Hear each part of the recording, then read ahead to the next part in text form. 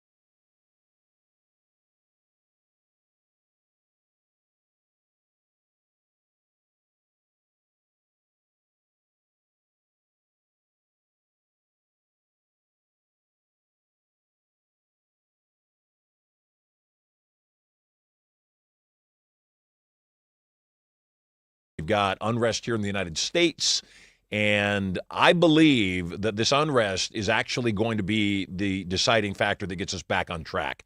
Before a fever leaves you, it's got to peak. It's got to get as bad as it's going to get so it can burn out all the viruses, and I think that's where we find ourselves right now.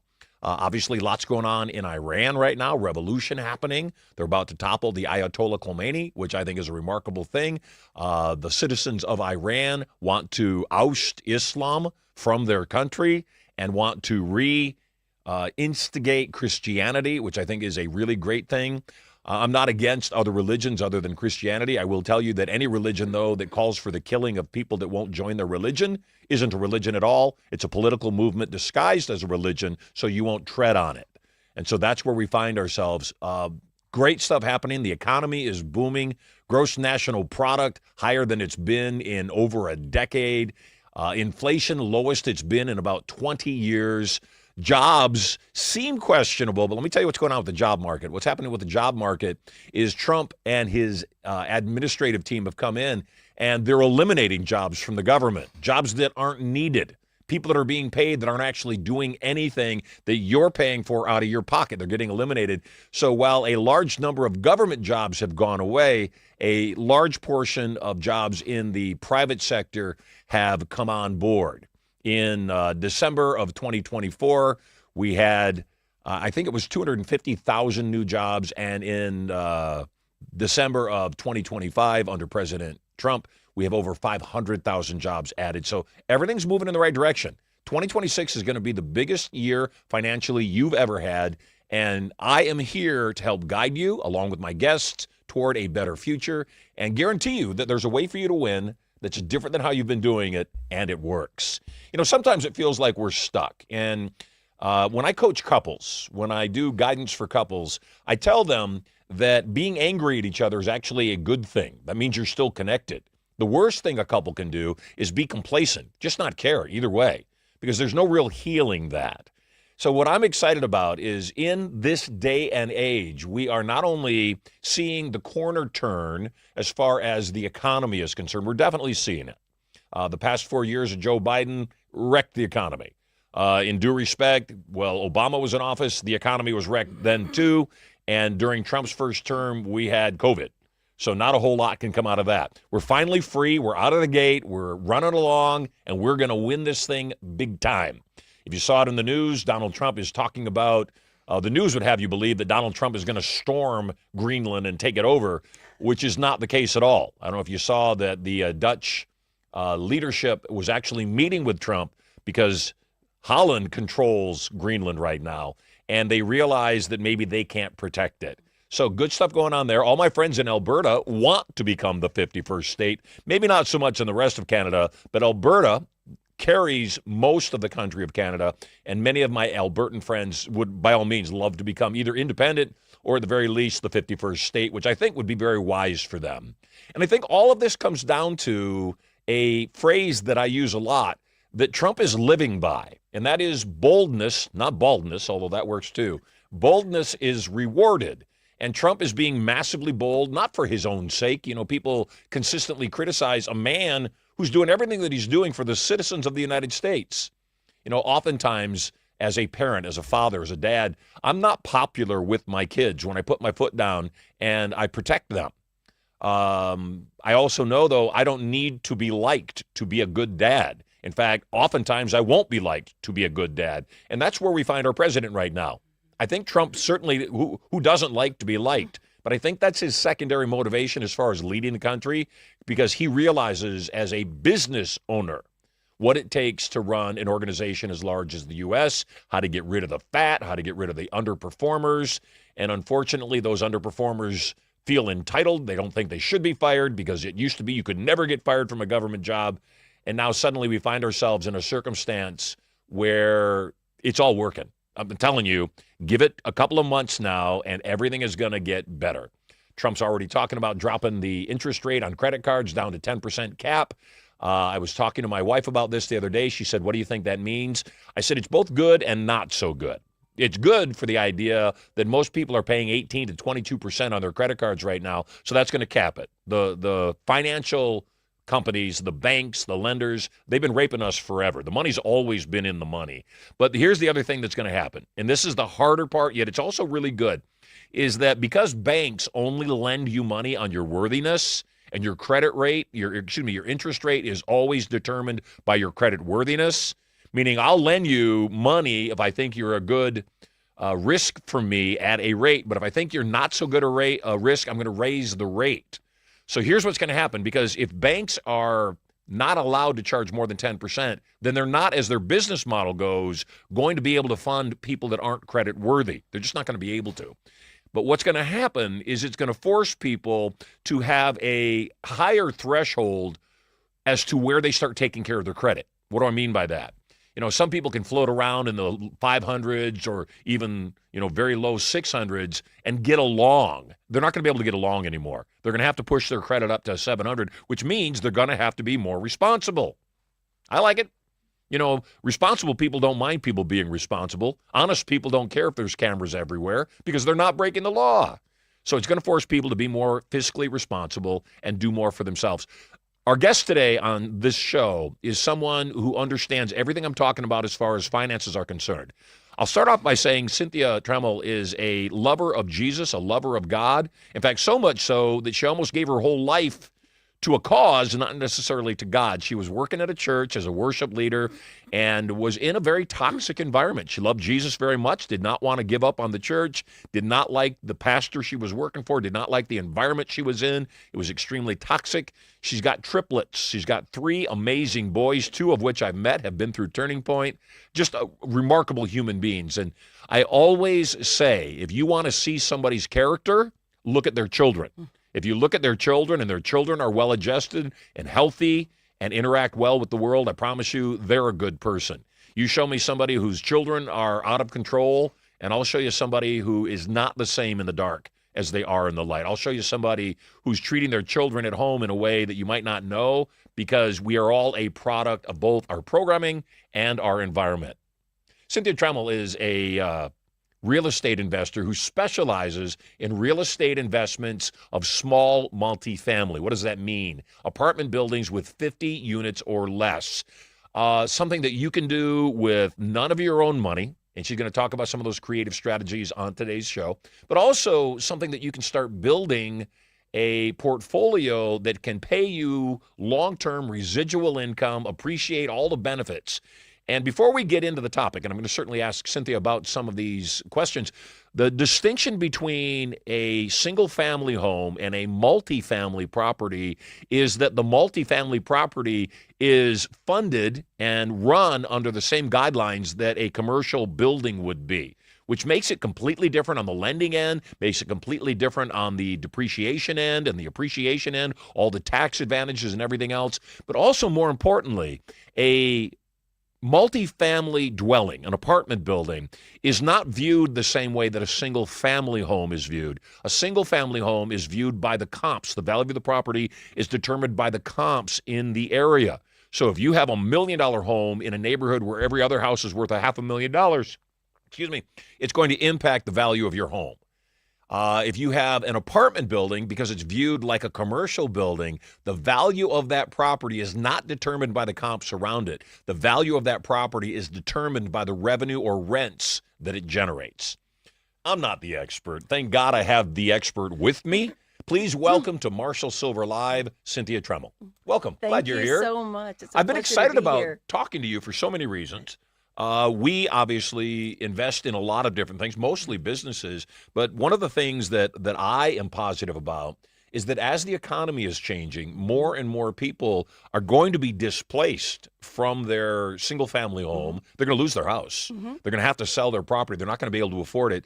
And they're going to be able to afford it again, except right now we saw it during, certainly during COVID. We saw it during Biden's administration. People selling their houses, moving into apartments becoming more valuable. Okay. So a little backstory. Tell me about your history. Tell me a little bit about your history and how you happened into smaller multifamily units. Great, would love to. So as you mentioned, I was a worship leader for 20 some odd years. I was a single mom to these triplet boys, a lot of pressure, and they had a lot of health issues. And it was, I was just kind of locked in, never thinking that there could be more. And I stumbled into buying a commercial property through a very strange occurrence. But after I bought that, that's when I decided I wanted to do this. I got bit by that bug. I saw that I could have more. I didn't just have to go work for somebody, because that was the message we always received growing up, was that you go work for somebody, don't ask too many questions, don't get fired, always have another job, a backup. And this gave me a dream. Well, and also, you know, we were talking about before the mics went solid. My mother was a devout Christian. Right. My wife and kids are devout Christians. Yeah. I'm a Christian with a lot of questions. Sure. I admit that, and I'm okay with that. That's and okay. I think Christ's okay with that. Absolutely. But you know, so many people, my mom included for sure, believe that rich people are going to hell. Right. And greedy. They're greedy. And that Christians shouldn't be greedy, and we should, you know, not think about money, and we should not go for being wealthy. And I think that's just so much baloney. Yeah. But you got to understand that, you know, Christ came at a time when Christ was ministering to the masses, and the masses were overtaxed and starving and poor. And so somebody that's going to change the world has to come as somebody that the world can relate to. And that is one of the things I think that Christians really have to break through, is the idea that being broke is being godly. Right. So was that something that you dealt with? Or Absolutely. Was that, tell me how you overcame that. That's part of that financial trauma, in a sense, that we grew up with, because when you're growing up in that, you don't know anything else. So when someone comes along and says, hey, you could have money, the first thing you do is sort of, you know, no, I can't, that'd be wrong. But here I was with these 3 kids with medical bills up to my eyeballs. I had to do something. And I loved working in the church. I loved being in the church. But then when I bought this commercial property, I found money coming in that, well, I didn't have to work very hard for that, you know. People paid the rent and it went to my bank account. Well, that was easy. And I thought, what if there was more? What if I could do something else? And that's when I went in and did tell my pastor, I'm going to go be a real estate investor. Didn't quite go as planned. I thought there'd be a lot of support, but he did look me in the eye and say, you will fail. And he said, you are selfish for even thinking about this as a single mom to these triplet boys. You're willing to let them starve? You will go bankrupt. Wow. And you know what, Marshall? There is no greater motivator than somebody who will tell you you will fail. Well, especially your pastor. Right. Especially your spiritual guide. guide. He was my friend, right. Right, friend, supposed to be. Right. But he was projecting his own beliefs. Right. He was projecting his own limitations. Exactly. And you know, because you now train real estate professionals and real estate investors, and I've been training people for over 40 years, I know that the biggest challenge is not the how. Oh, yeah. The biggest challenge is actually getting people to follow through and do the how that works. Absolutely. And I think that most people don't realize that their success is really close, except unfortunately, it's on the other side of fear. You got to get through that fear. How did you get through your fears? First and foremost, did you get another property before you quit your church job? No, So you quit your church job? I just walked You said, out I'm there. jumping out of the plane, and then I'm going to figure out where to land.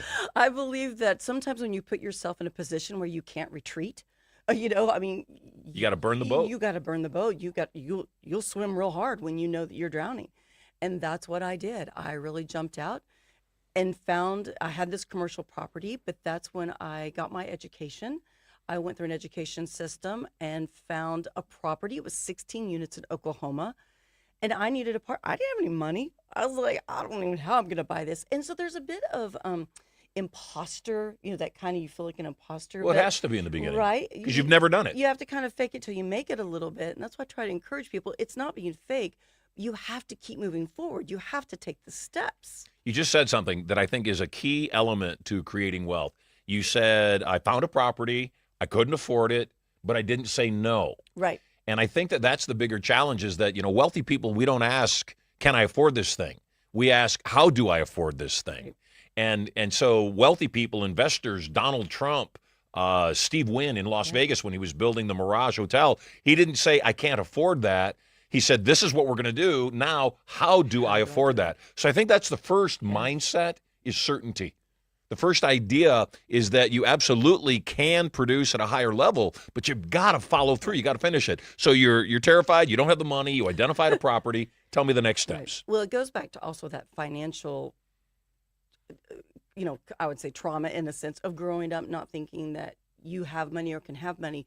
But what was so shocking to me is that I didn't realize that there were so many people that did have money that needed a place to put it. So that truly just kept opening and opening. And as you say, an expanded mind cannot contract. Once I realized that there were all these people that did have money that needed to put it into an investment, the world opened up for me more. And I found my partner here in California, the most amazing man. And he and I have done all our deals together. He is a God-loving man and a fair man. And he said, I don't have the time to run a property, but I have money. Yep. I said, well, let me help you put it to something good. And so he invested. I put zero of my own money into this deal. I mean, nothing. I found out that you could invest. And how many units was that building? That was 16. 16-unit building. And that, what was the price? We paid $560,000 for it. We put in a couple hundred. It had like. So ponder that for a second. Yeah. All by itself, you paid $600,000 for a 16-unit building. Right. Where $600,000 is pretty much a mid-range single family. Right. So one house for $600,000 or 16 units for $600,000. Right. Not much of a choice if you're really doing the math. Right. I mean, we went in, it was like Harvest Gold sinks and avocado colored tubs. Oh, yeah, I grew up with that. Right. So we knew, I know that well. Right? That was my mom's house. So we knew we put in some renovations and the rents were around $500 a door.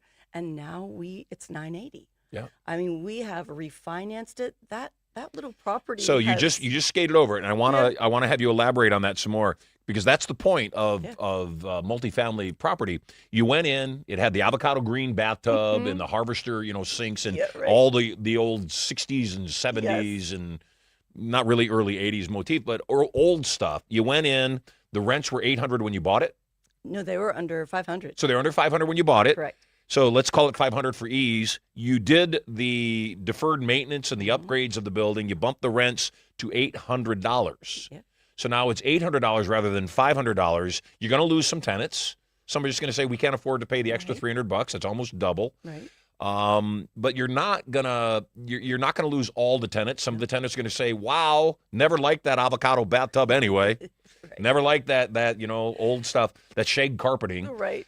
But now, though, you took the building from $500 a month per unit to $800 per month per unit, and so the value of the building goes up commensurate to that amount. Tell us about that and why you bought the building, you increased the rents, now it's worth more. You can go refinance the building, take the original money you put down out, but still positively cash flow. Exactly. Tell us about that. By the way, we're going to do something different on today's show. We're testing. And as you know, this is our last show of the testing period. I've got 4 days of seminar, including Turning Point, starting tomorrow here at Studio Money. So we won't be here the rest of the week. But I want you to know that today we're going to do it a little bit differently because as we're testing stuff out for the show, one of the things that I realized is last week when we had an AI expert on, when we had Deb Cole on, after she went off the air and it was just me, the calls that were coming in were all questions about AI. So today we're going to do it a little bit differently. Cynthia is going to stay with me during the call-in question period. So if you have questions about sex, money, or power, yeah, you can ask me. If you have questions about multifamily real estate investing, Cynthia's going to stay here during the Q&A section and answer those questions too. 877-SILVER1. We only have a limited amount of people that can get on the air, because we only have a limited amount of time for the show. Yet every single person that gets on the air is going to get $100. So if you are a friend of Cynthia's, or maybe even a student of Cynthia's, please call in. We'd like some validation on her strategies working. I know they do, but we'd like the general public to also know they work. So if you've worked with Cynthia or you invested through her processes or with her education, we want to hear all about it. 1-877-SILVER1. Get you on the air. So back to that idea that me increasing the rent on my units increases the overall value of the building, because that's how the building's value is determined. Can you explain that to people who might not know much about multifamily? Correct. It all comes down to your NOI. It all comes down to Explain your NOI income, to everybody. Your income, get all those expenses out of there, and what do you have left? And that is what everything in multifamily is based on. That's how you are evaluated by your lender. It's how you are evaluated for your selling, and it's how evaluated when you're going to refinance. And that's what we did within less than 24 months. We went in and refied that property, pulled out $170,000. How much was your initial down payment? Let me think back. We put in $240, I believe it's $240,000. So you took out the majority of your down payment. Right. So not only are you cash flowing positively every single month, you're showing a profit every Yes. month, but then you went and took your initial capital back out. Correct. So that now you can put that initial capital back in another building. Absolutely. And so, or you split it up and go, here's for you, here's for me. And then we continued to increase those rents, and now they are up to $980. And we have So almost double. Almost double. And if we just decided to sell it right now with where our NOI is and where our evaluation is, we could sell it for like $1.6 million. We bought it for like, I mean, right? $1 million profit. Right. Plus, you also had cash flow during the whole time you owned it. Right. Plus, you cash out. I So- put $0 in, and if like you said, with that money coming out, you can go put it into something else. So it's infinite returns. Right. My $0 turned into money, and so my partner and I, because it's just the two of us, well, we just divvy it up like this, just down the, Right. whatever that percentage is, versus big syndications where you have maybe 70 investors.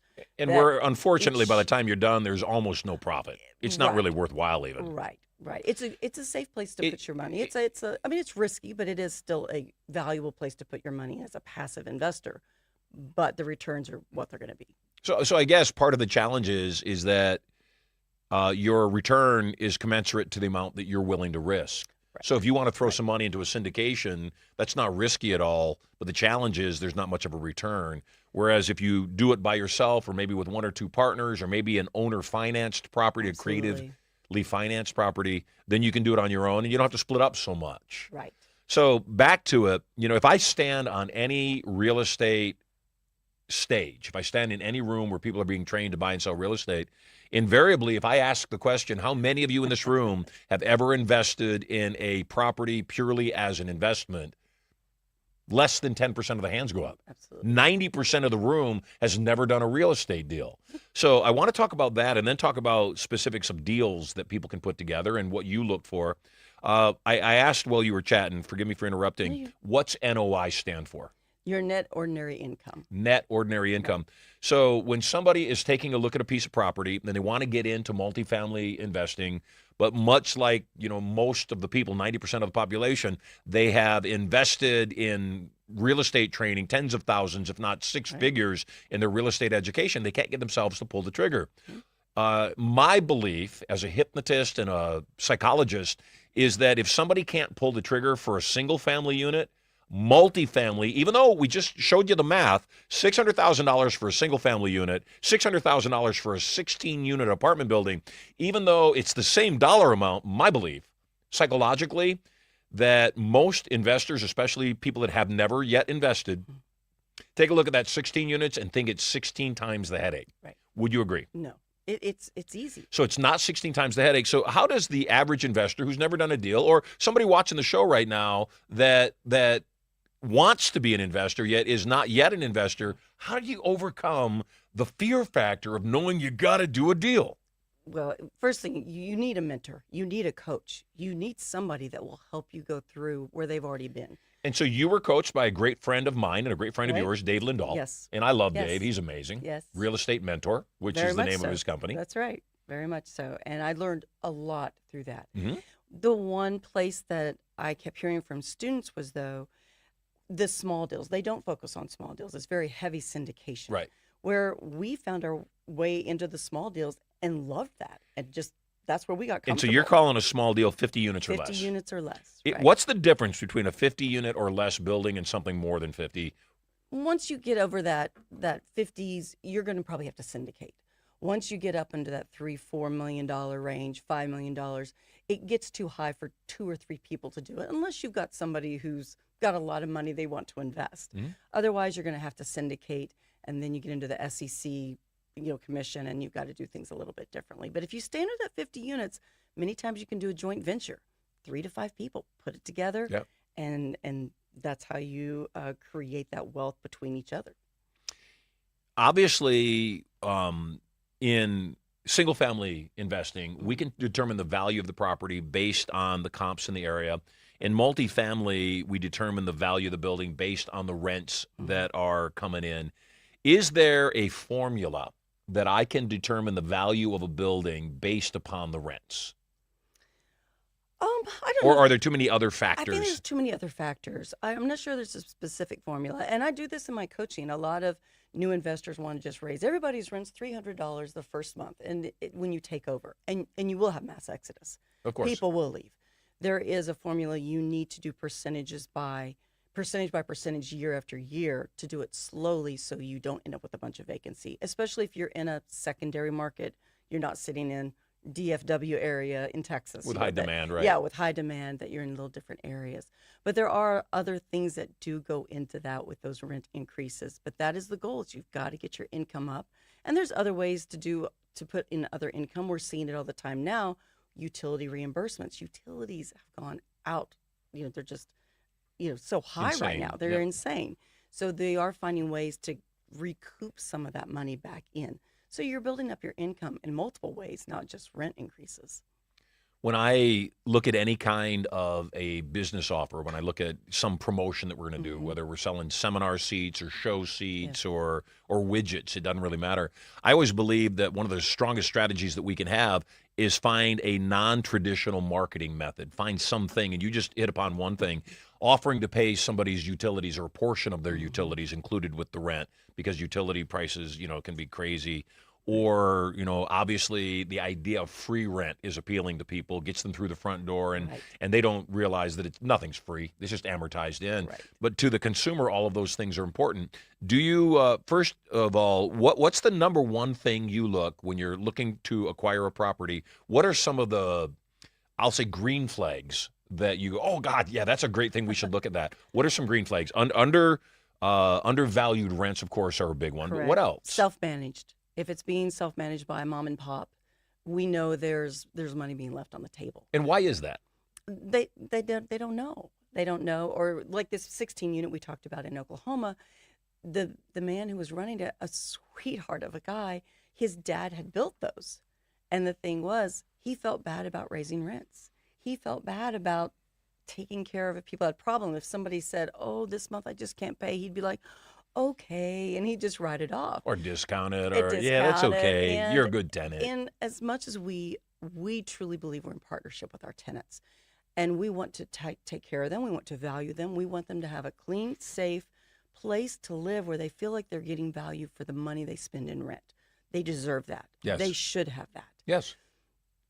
But And they also need to be responsible. But they also need to be responsible, and we are to hold them accountable to that. Because Yes. I want to feed my kids too. Yeah. And I think that that's the piece that a lot of people don't understand. Even now in the political world, Trump's putting his foot down and saying Venezuela owes us the oil, in Greenland, is being managed and not being managed well, and there's resources there, and we need to protect the United States. That's the thing that I often tell people is that you can be empathetic and even compassionate, yet still be a good business person. Absolutely. And I think part of being a good business person is realizing you're not obligated to step outside of the contract. Right. And if you do, that's up to you, but you're not obligated to. And it doesn't make you less of a person to make sure somebody's paying you what they owe you and what you are due. And I think, there's a book I come back to all the time. I talk about it, as you know, at Turning Point, called The Virtues of Selfishness by Ayn Rand. And the whole book boils down to one idea, one concept. And the concept is put your mask on first, then assist the person beside you. Right. Because if you're not whole, if you're not healthy, you can't help anybody else out at all. That's exactly right. And so part of what I think, especially, with the mom and pop apartment building you were talking about, it's cultural. If your tenants know, got to pay your rent, or you're given a notice, Right. that it's not offensive, that people like consistency and predictability. Yet the reverse is also true. If you're going to get into multifamily and you are overly empathetic, if you have too much concern and care for people, you don't want to be in the multifamily business, because everybody's got an excuse of why they can't pay their rent. Even wealthy people that could pay their rent have an excuse for why they can't pay their rent if they think they can get away with it. It's like parenting. It is like parenting. It's like parenting. It is, 100%. So what else? Obviously, mom and pop owned buildings is a good green flag. Says, yeah, we should take a look at that. Right. You have to go in there and look at those expenses too, especially with insurance and taxes right now, because those have skyrocketed. Yep. Is there a place to lower those down? And you can see it right away. Can you do tax abatements? Can you do, talk to wherever you are in the areas that you are? If you can get with your tax people, protest those taxes and get them down. We just won an award just recently. It took us over a year to fight it. It went to court, but we won that money back. And what does that mean? You went to court and said the property taxes are too high in this building? And what kind of amount were we talking about? Well, we ended up saving about $6,000. Good. Per year? Mm-hmm. Got it. Yeah. And that right now, that's a huge amount when you get those taxes down. But you've got to use the people that know how to protest those. Right. Leverage those other people to do that, and be patient. Be patient with the process. How many units have you bought at this point? That's a great How many question. doors? It's so funny. I don't think about doors because I always laugh when people go, "Oh, I own over 2,000 doors," and I'm like, Who cares? You're passive. We don't know if you're making money or not. Right. You really own probably about 2 doorknobs if we kind of broke it all down. Right. But we've bought 7 properties together. Got it. We are currently in 5 right now. We just closed on one back in February. An average number of doors? 30. 30? Yeah, 30 is kind of our sweet Good. spot. Awesome. Yeah, we have some a little bigger, and we're in a syndication down in Mississippi that's over 200 doors. But we really do like our little small properties. For sure. And how exciting to know that you got 5 multifamily properties when you think back to what you were being paid to worship lead at the church, struggling to feed the boys and all the above. And so the first deal is the hardest one. Always. What was the thing that got you through the first deal? Ooh, a lot of prayer, a lot of prayer. And, we had a pretty tragic incident with that first closing with my son, who ended up having an anaphylactic reaction and was in the hospital. And we were supposed to close that week, and we were told, we were told he was going to die. And they said, you need to say your goodbyes to him. Oh, my gosh. And I thought, I can't do this. I was like, we couldn't even think about the property. And we put in an extension. But I went back to my partner and just said, I don't think I can do this. I've got to be with my son. He survived, thankfully. I mean, it was very, very dicey and scary, but we knew he was going to have a long recovery ahead of him. And I remember just falling on my knees and just feeling strength and that this is what I've called you to do. You need to see this through. And I'm so glad I did. And you talk about, we had those properties. What it provided me was an ability there at the beginning to stay home with my kids, especially when Jacob was recovering. To be home with them, to be their little Uber driver, to volunteer at the school. Those were some priceless times because in the church, I was working 24/7. It was night times, and I felt like my kids were moving further and further and down that priority list. But multifamily, having those properties, receiving that passive income every month, I could go spend every dime of it. Come the first of the month, here it would come swinging in again. Yeah. And I was able to be present with my children and to live a life that I'd only dreamed about. Do you think it was your mentor, your partner, that pushed you through that first deal? Yes. So My I think partner that did that's help me key. through that. I think that that's key. And you hit upon it a moment ago. You said, we need to find mentors. And I would agree. And, obviously that's my business. That's what I've done with Right. you. Absolutely. And, I've watched you obviously be highly successful in the multifamily world. And when you came through Turning Point and then came through Inner Circle, when you came to Inner Circle, you said, I want to teach other people how to do this. Absolutely. Tell my story. Yeah, without a doubt. I mean, you find something great. That's why I do what I do. That's why I'm doing this show. When you find something that works and it brings you so much peace and so much joy and so much fulfillment, all you want to do is tell other people about it. So now you're teaching other people. The educational side of things is a whole nother business. So you've got your real estate investment business that's working really well. Now you have an educational business that's working really well. You did your first real seminar and made almost $40,000. Yes. In how many days? It was like 3 days. 3 days. It wasn't very long. 3 days, $40K. We met, and then I did it, and yeah. Yeah. And how awesome is that? It was a little surreal. We've talked about this. It is was like, surreal. wow. Because I love teaching. I'm an educator. I was trained as an educator. It's what I've done all my life. I love raising other people up. I love believing in people when they don't believe in themselves, that you can do this. And I think that's what has gotten me through all this, is believing that I can, and overcoming that fear and helping other people overcome that fear, because that's what's holding people back. It's the fear of that first deal. Before we went on the air, we were talking about God. Mm-hmm. And like I said, I'm very open that my family are all devout Christians, and I'm a Christian with a lot of questions. I just want the truth. And as a teacher, it's really important to me to be teaching the truth. And I have a pastor actually coming on the show, my pastor coming on the show in a couple of weeks. Oh, that's great. We had a huge discussion about the Bible on New Year's Day. And it was very passionate on both sides. I was asking him hard questions, and he was answering, his opinion. But I think that the bigger challenge for people is, we want to teach people, we want to lift people up, but you can only lift people up that want to be lifted. Right. And most people don't want to be lifted up. Mm-hmm. Most people are okay with the status quo, even when the status quo isn't what they want, because the only people who like change are babies with wet diapers. With my kids, I love them so very much. I was talking to my son Sterling the other day, and I said, Sterling, I'm concerned that I'm a bad dad.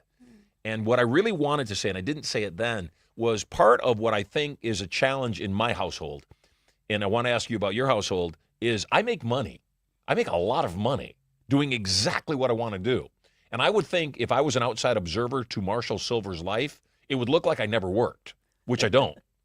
I only do what I love, except I want my children to know that I worked a whole lot to get to the place to make it look like I don't work. Right. Where I can sit and it doesn't seem like I'm working, but I'm actually doing emails and answering text messages and stuff like that. And then I play a little bit of chess on my computer when I want my brain to just relax, and then I come right back to it immediately.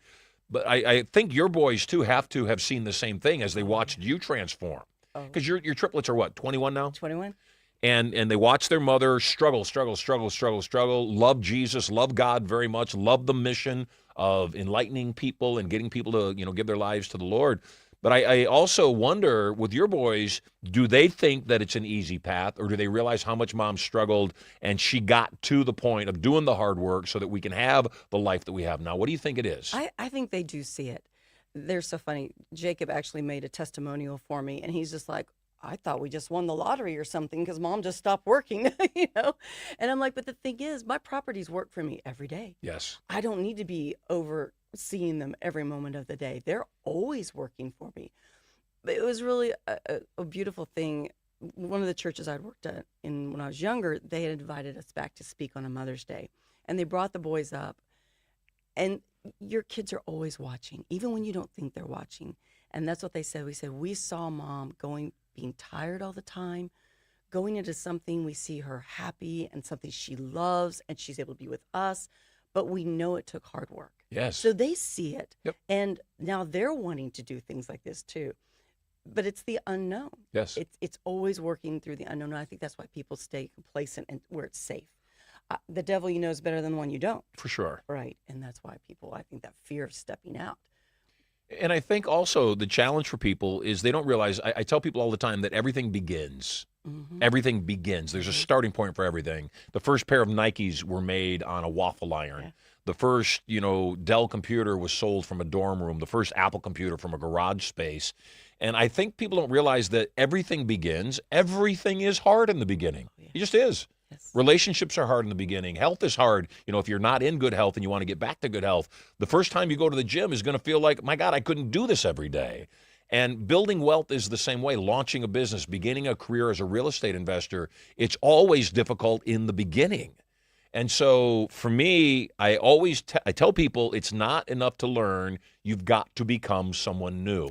It's not enough to learn about real estate investing. You have to actually be a real estate investor. And when your brain says, would a real estate investor do what I'm doing? Would a real estate investor be upset about this deal not closing? My boys, 12 and 14, are entering an age where they're starting to interact with girls and get phone numbers and deal with all that stuff. Oh, yes. And I tell them it's a numbers game. Some girl might seem like she's ideal for you, but she may not be interested, and that alone means she's not ideal for you. Right. They don't, I keep telling them, throw your seed, not specifically, but cast your interest. The net, right? Cast the net wide and see what's really out there. Right. And it's the same thing with real estate. First thing I tell people in becoming a real estate investor is you got to say those words. I'm a real estate investor. To change your identity. You got to change and your. you have to believe it. Well, absolutely. So that, right when you first met people, before you had invested in any properties, and if they had asked you, what do you do for a living, you probably would have said, oh, I'm the worship leader at my church. And I also dabble in, right. And I dabble in real estate. And then you lose your credibility right Well, there. you have no credibility. Yep. Because they think you're primarily a worship leader. Yep. But if you were to tell them the exact same circumstances, I am a real estate investor who invests in small to mid-size multifamily properties, and then I also support my church as the worship leader. That's a completely different stance. Yeah, and here's what's going to happen is people that are potentially going to invest in real estate or have properties they might make available. Oh, yeah, my brother's selling his apartment complex. They've owned it for 40 years. Now you're top of mind for that topic, not the worship topic. Exactly. First. Secondly, when you tell people you're a real estate investor who invests in multifamily, they might be a tenant. They might be looking for a place to live. So part of what's got to happen is you've got to change your identity first. Now that you are a real estate investor and you're teaching other people how to invest in small to mid-sized multifamily properties, what are some of the strategies that you bring to the table that might be unique to your way of doing business or your educational process, as opposed to something that Dave Lindahl or the multifamily mindset folks, Tyler Deverall? How are you different than those folks? You already said one. You're not encouraging them to invest in a syndication, Right. which most of those companies do. That's their focus. That is their focus. You're saying, no, we want you to find a smaller property with less or no partners that you can get into, so the money isn't spread so thin, so you can actually see a profit. What are some of the other things that would make your education unique? Which, by the way, if you're coming to Turning Point this week, if you're here with us tomorrow at Studio Money, we have a very, very, very special treat for anybody coming to Turning Point. We always do a bonus session at the end of Turning Point, and this week's bonus session is going to be Cynthia. Yay. Cynthia is going to be teaching you how to invest in multifamily. So if you're watching this show and you've been to Turning Point maybe in the past and you haven't been for a while, you should reconsider coming back. Number one, recharge your batteries. Number two, also to learn all about real estate investing for multifamily, smaller multifamily properties. What are some things that you do that you think might be unique? I think some of the other things, we look in secondary and tertiary markets. A lot of these big education companies, they want you looking in, primary markets. Yeah, primary markets, but they're so overpriced. They're so hard to get into. And there's so much competition. There's so much competition. So we love saying, okay, if this is where the hot market is, we're going to go out about 50 miles this way and maybe 50 more this way. So maybe not Dallas, but maybe... Right. Yeah, we're looking out Keller. We're looking out in West Fort Worth. We're looking at towns that Flower maybe Hill. have 100,000 people. 150,000. Is it Flower Hill or Flower Mound? Mound. Flower Mound. It's Mound Hill. Yeah, same thing, just a bigger hill. And I think one of the pieces that has been missing is, what do you do once you close? These systems get you to the close, but then it's like the money is made after the close. And that's what we're seeing now. We're seeing syndications failing. We're seeing properties are going into foreclosure because it's after you close. What do you do? What steps do you take? Because if you're not able to manage your managers, if you're not able to keep that NOI up or pay your investors, you're going to get into trouble. And Yeah. that's what we're seeing right now in the market, because the market has changed. Interest rates have gone up, and these syndicators or owners did not adjust for that. And that's what's happening. They're losing money. And do you think it's because their business model was the syndication and not necessarily the real estate? It very well can be. And I think And I'm not specifically, I know I mentioned a couple of people. I'm not saying that's how they run their businesses. But do you think a lot of these syndicators are taking their management fees, and they're happy to take the management fees to manage the syndication, and that the idea of making profit with the property is secondary? Yes, they're not managing the Correct. property. Yeah. And that's where the money, and if you have a hole in the boat, once the boat's filled with water, it's too late.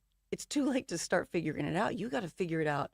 And there will always be problems. In any multifamily, I don't care if it's 4 doors or 400 doors, something's going to go wrong. Yeah. There will always be a problem, but that's why you've got to stay on top of it. You've got to be aware. You've got to be looking at the numbers. You've got to keep your eye on the ball, because if you don't, that's when trouble will happen, and you'll end up with foreclosure. And then all your syndicators are going to be mad at you and sue you. Yeah, you may be the We first. don't want that. You may be the first person that's ever brought that up. Yeah. The idea that you can buy real estate. That's not the hard part. The hard part is, what do you do after you bought it? Right. How do you increase the value of the property? We already talked about increasing rents, obviously taking care of deferred maintenance. What are some other things? And by the way, if you're loving the show right now, and I know you are, I certainly am, and you are interested in learning more about multifamily investing, especially small to mid-sized projects, then by all means, stay with us during this show, because at the top of the hour, I'm going to open up the phone lines for you to call in and ask either me questions about life in general, business in general, or specifically about multifamily. You can ask Cynthia directly questions as well. 1-877-SILVER1, SYLVER1, gets you into the studio. When we screen your call, determine what you want to ask us. If it's interesting and you seem fascinating, we'll put you on the air and we'll answer your question. Plus, you'll make $100. Got lots of cash to give away, baby. What are, besides deferred maintenance repairs, besides, just kind of cleaning things up, are there any amenities that are doing well inside the space, like a clubhouse or building a new spa on the property? Or is there anything that really makes sense multifamily-wise to bring into a property, or do you just kind of stay away from that and just fix up the existing property to the best possible? For the 50 units and under, the less amenities, the better for us. Really? In fact, we've had a pool. We filled them in. We make it into a community area. We bring in the city. We've brought in, especially some of the markets we're in. We're in some tertiary markets where you need to know who lives there. Right. And we have one. So if they're not spending a lot of time lounging around the pool, they're not going to care. They don't They're already care. working Right. full time. We have a property that it is a middle-class blue-collar culture, and there are people that they don't have even bank accounts. They don't know how to save money. So we went and met with the local bank, had them come out and talk to our tenants about, let us help you set up a savings account. Let us talk to you about what that looks like to save money or to invest in something or to start preparing to buy a home.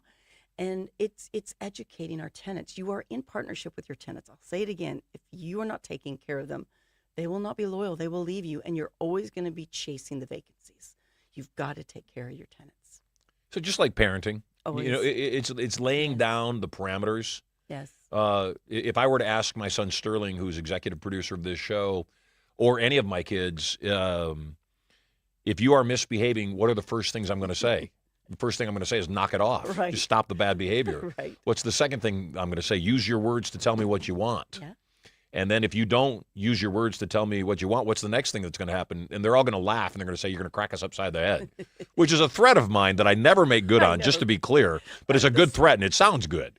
Sterling's over there smiling now that he knows that I've just revealed that I don't actually follow through on that threat. I don't. So child services, I never follow through on that threat, just so you know. But I also think that there's got to be consequences. Right. And the tenant needs to know, obviously, that if you don't pay your rent, got to kick you out. I mean, we love you. We want to help you. But And you also have to be tenants- responsible. Tenants talk to each other. Yes. And so if they find out that one tenant got away with it, well, They're all going to get it. I don't want to pay either. Yeah, And why then should I? before- And they're going to say that to you. John didn't pay his rent exactly. on time. Before you know it, Yeah. you've got half your place not paying on time. Your delinquency's high. So Consistency and predictability. absolutely every time. So what else might we do then? If it's not some amenity, what might we do other than the deferred maintenance to increase the value of the property to make for better investment? One of the things we also do, with that tenant appreciation, we do community events. We're sitting at the corner, passing out donuts and coffee in the morning. We have a book kind of club where you can go in, read a book, leave a book.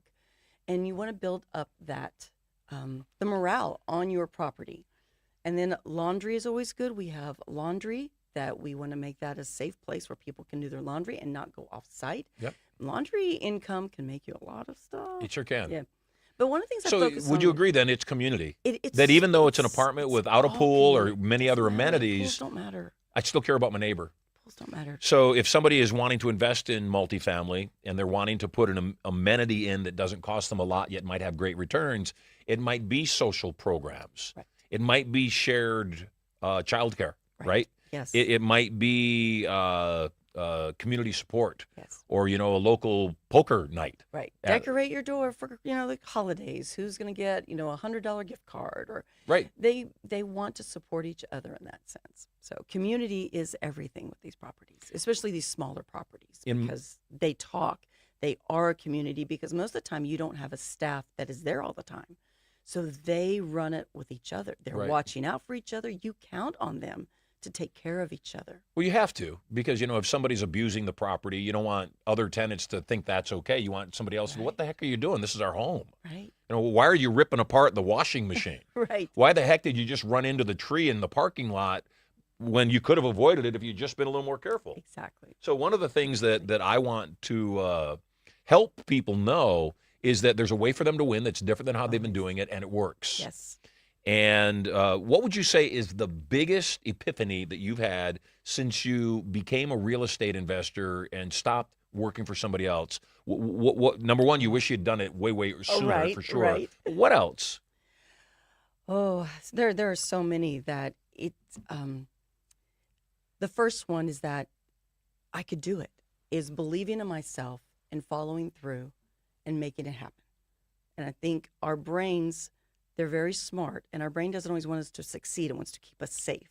And that's why it keeps us in that job that we're miserable in. It's why it keeps us in a place where we just tough it out. So making that promise to myself and following through on it, that was one of the greatest things. To have financial freedom, to have freedom of time to spend with my kids, to show my kids, and then to raise other people up. Those are the greatest things. And to know that I can have real estate, that it's funny when I talk to people and I'll tell them what I do, and people that maybe don't understand real estate, they go, "Oh, so you're a realtor?" Right, first thing. Right, because Well, you're a young, beautiful woman. Of course, you're a thank realtor. you. Most people don't know that someone like me can own a building, and it's out there educating and teaching other people that you can dream and you can have this too. I know for myself that before I had kids, I risked a whole lot more. Everything I did was major risk. Some of them worked out, some of them did not work out. Since the kids came along, and definitely Erica's point of view, my wife's point of view, is she likes to avoid risk if she can.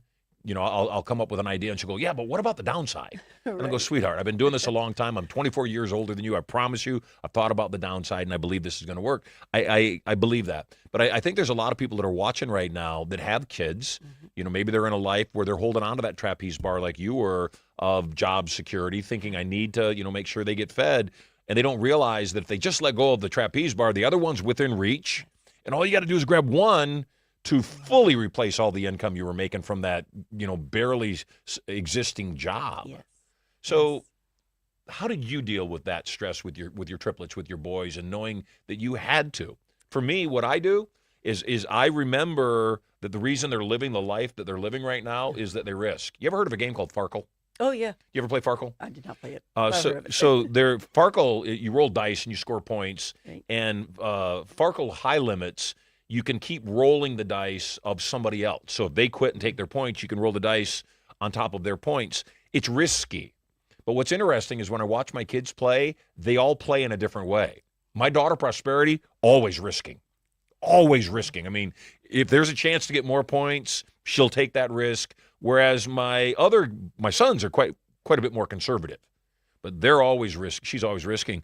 Do you think your kids are going to be better human beings because you decided to risk? Oh, absolutely. So is that the lesson then for parents that are afraid to risk because they're afraid they're going to hurt their kids? Yes. That they're hurting their kids more by not risking? By not risking. Because what I have taught my kids, at least what they tell me that they see, it has changed the trajectory of what they want to do, of their life, of their willingness to risk. Because, I have one, he's a religion major and a psychology. He doesn't want any part of real estate. Right. But I still see the way That's the one that didn't come to my event. Yes. Exactly. Okay, we're going to call him out. No. No. Not that he didn't come, but that would make sense. Exactly. Because he already has his path. He has his path. Yes. But there's still so much risk in it. Like this coming summer, he said, you know what? I want to go study abroad.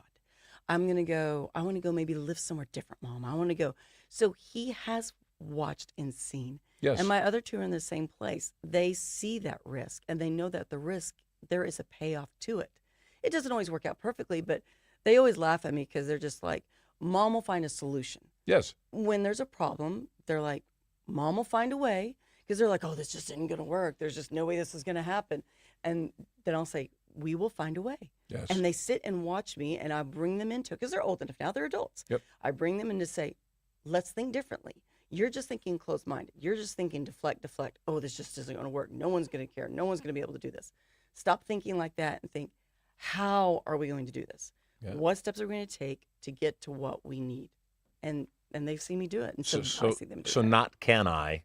How? How can I? How can I? Yeah, that it's a done deal. That changes and everything. And I think that's a major mindset for people that succeed. Yes. Again, Steve Wynn looks at a piece of dirt and says, hey, I'm going to build a volcano that erupts every single hour. I'm going to put dolphins in the lagoon and white tigers in an enclosure. And people laugh at him and say, you got to make $1 million a day just to keep the lights on. And he said, doesn't matter. We're going to do it anyway. Yep. And then changes the whole face of Las Vegas forever. I think that's the bigger challenge for people is that they just don't say, how do I? Their brain immediately is wired the moment it gets difficult to say, it can't happen, not going to happen. But I think that's the biggest compliment that anybody could pay you as a investor, but certainly you as a mom, is Mom will figure this out. We'll figure it out. We do a lot of escape rooms. My family and I, we like escape rooms. And I like the idea behind an escape room that every game is winnable. And that oftentimes when we're doing something like in an escape room and you're attempting, have you done an escape room? Yes. That sometimes you got to take a look at it and say, okay, we're not getting anywhere. Maybe what we need to do is completely the opposite of what we think we need to do. 100% counterintuitive. And I think that's the biggest challenge for people is it's not hard to hypnotize people. It's hard to bring them out of the trance they're already in. That tells them, get a secure job, pay your bills, learn to be happy with less, don't rock the boat. And then here you come along and you rock the boat altogether. You just rock the boat. Yes. How long ago did you make that transition? It was 8 years. So 8 years ago, you made the transition, started investing in multifamily property, started investing in real estate. 8 years down the road, you've had a phenomenal track record. Have you ever lost money on an investment? No. I have. I've lost lots, just for the record. Right. But my point in that is has there ever been a moment where you thought you were going to? Yes, absolutely. Yeah, because it's a risky business. It is a risky business. It is a risky business. And so no risk means no goodies. Right. And when unexpected maintenance is usually what it is. It's Yep. usually unexpected maintenance or a roof gives out or the whole COVID plumbing. comes around. Yeah. Right. Right. Or all the pipes freeze because you didn't Yeah. realize something was amiss. Right. And then there is all your CapEx money or you have to do insurance. And yes. And so it can get a little dicey in there. Underwriting is the key. And this is what I teach all my students. You have to underwrite well. You have to know how to underwrite for small. So explain that multifamily. term and explain that process to anybody that might not understand that. Right. So underwriting is how you come up with your you take the financials from the owner and you go in and you predict and put a pro forma together of what that property's return is going to be. And what happens a lot of times is you get in and the numbers don't work out right and you start negotiating with yourself. Well, we could raise rents by $300 every 2 months, and you start negotiating with yourself and it never works well. Numbers are numbers. And when I bought my first commercial property, I remember being in with bank president and there was a consultant in there and he looked at me and he said, after you buy this, you're going to have crazy remorse.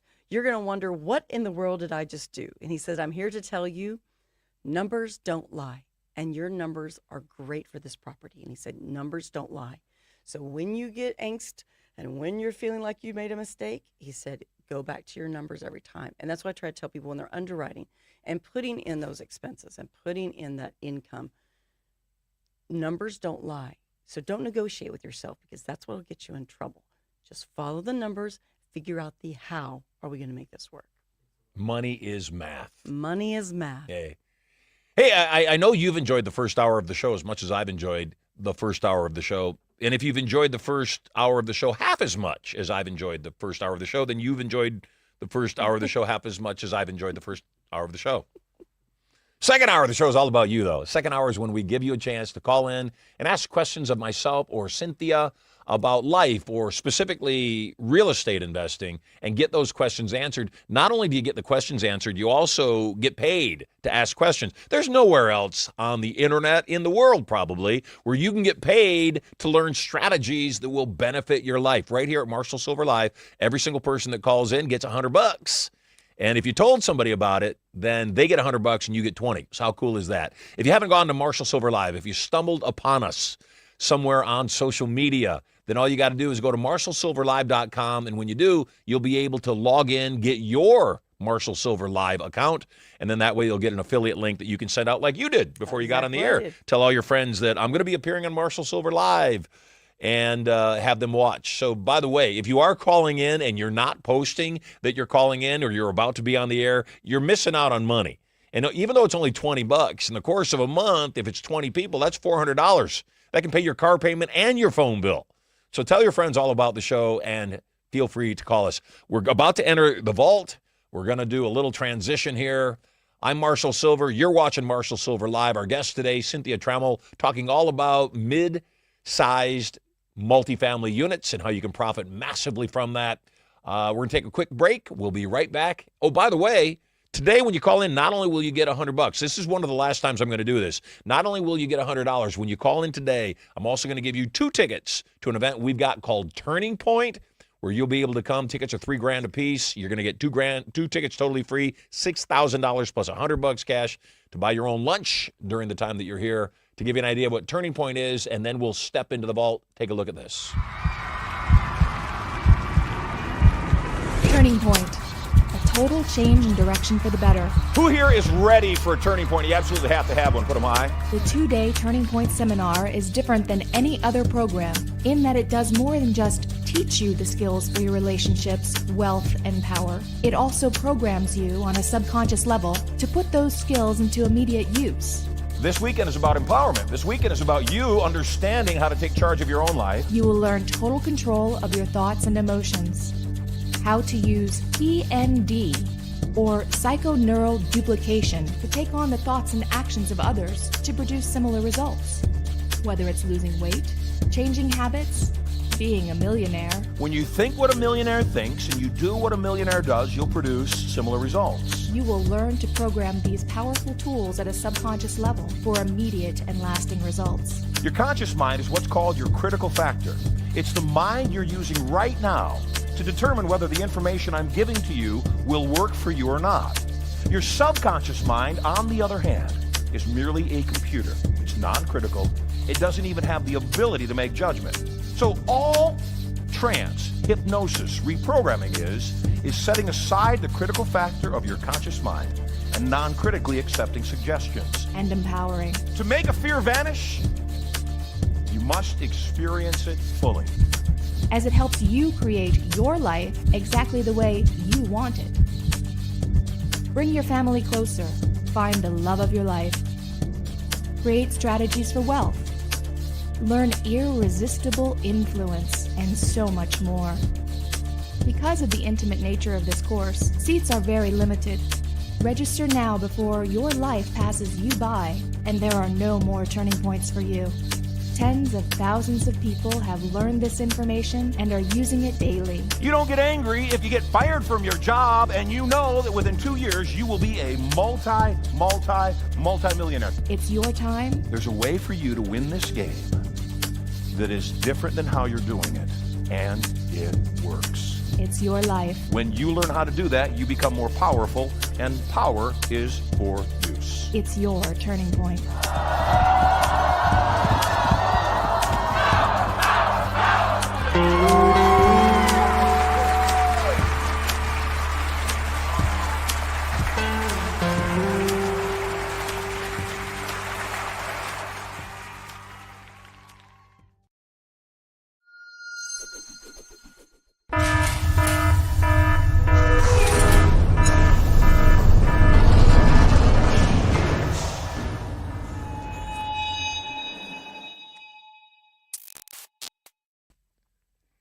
So we are back in the vault, and so glad to have you with us. Today's guest, Cynthia Trammell. She is not only going to teach you all about how to create more money and take charge of your life by buying small to mid-sized multifamily units. She's also just a great human being to hang out with.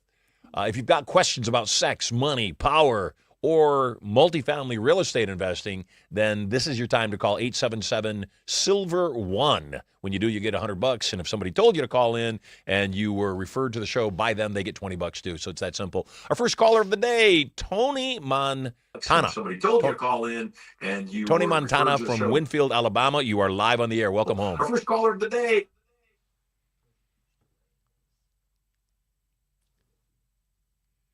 Hey, Tony, can you hear me?